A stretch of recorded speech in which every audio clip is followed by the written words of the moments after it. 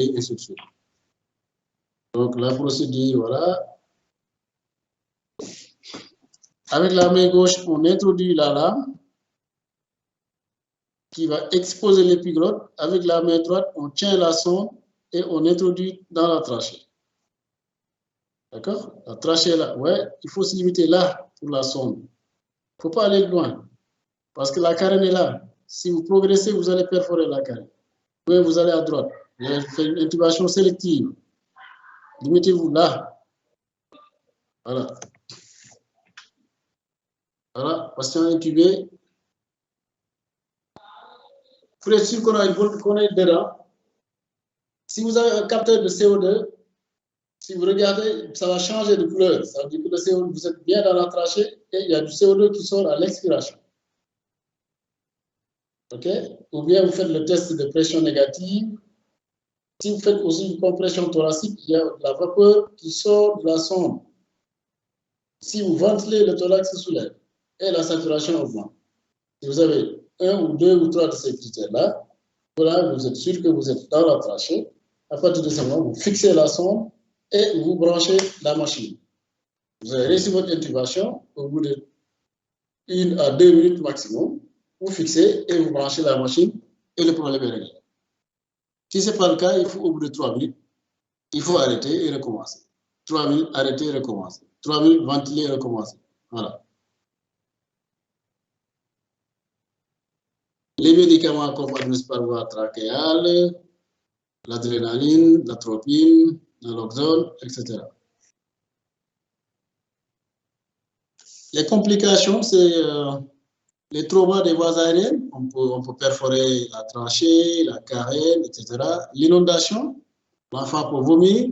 L'hypoxie, parce que si vous sédatez l'enfant, vous déprimez les voies respiratoires, il ne respire plus.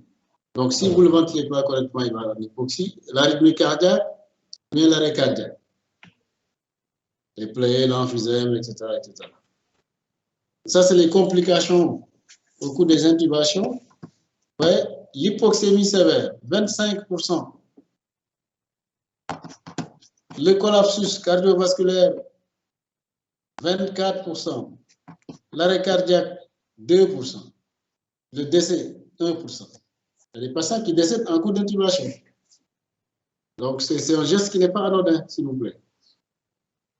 Donc, si vous devez intuber, prenez toutes les précautions qu'il faut. Préparez l'aspirateur, le ballon de ventilation, rassurez-vous que l'oxygène est disponible, que vous avez une bonne lumière, la sonde est adaptée, etc., etc., etc. Autrement, vous faites courir au patient tous ces risques-là, toutes ces complications.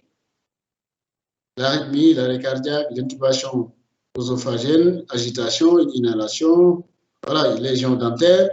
Hein? On a vu ici des collègues intubés et arracher les dents des enfants. Donc faites attention. Les parents peuvent vous poursuivre en justice parce que vous avez arraché les dents de son enfant. Même si vous avez sauvé l'enfant, les parents vous disent mais pourquoi vous avez arraché ces dents? Donc faites attention. Voilà, l'intubation, c'est la méthode de choix pour protéger les voies aériennes, pour pratiquer une ventilation en pression positive, ventilation artificielle, le laryngiscope est la technique de base de l'intubation trachéale. Voilà, je vous remercie pour l'intubation. Est-ce que vous avez des trachéotomies? Bon, ça après, vous allez lire à la maison. Est-ce que vous avez des questions?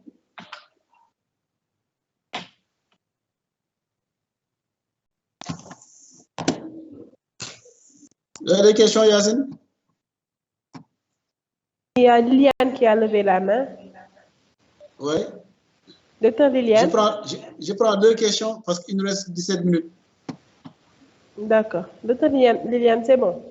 Oui. Merci, professeur, pour la présentation. S'il vous plaît, j'aimerais savoir c'est quoi les critères de choix entre faire une intubation œsotrachéale ou alors passer par les voies respiratoires, pas les narines. C'est quoi les critères? Très bonne question. Alors, il n'y a pas beaucoup de critères. Le premier, d'abord, c'est individuel, c'est personnel. Donc, voilà. Moi, je peux dire, voilà, moi, c'est l'intubation oro qui me plaît, je suis à l'aise, je maîtrise bien, c'est plus facile. Et toi, tu peux dire, oui, donc moi, je préfère naso parce que, voilà, ça permet de fixer bien la sonde, etc. Donc, il n'y a pas de critères absolus, mais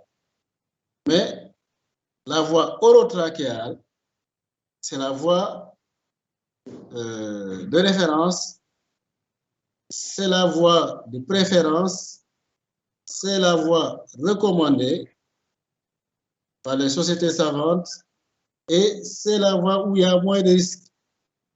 Risque d'hypoxie, risque d'hémorragie.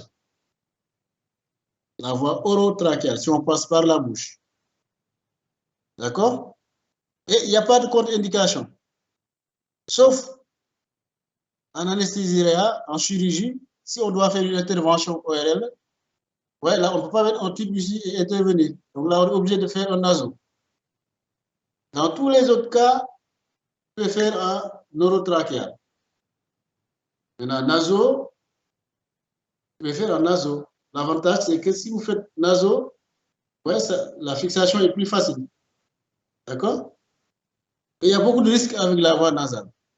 Et si vous n'avez pas encore beaucoup d'expérience, si vous ne maîtrisez pas l'intubation, ne faites pas naso parce que c'est compliqué. Il faut utiliser la pince de magie pour introduire la sonde dans la trachée et ça risque de prendre du temps. Donc, vous faites courir au patient le risque d'hypoxie. Voilà. En Europe, maintenant, on n'intube plus par le nez. On n'intube que par la bouche. C'est clair? Merci, professeur. Autre question?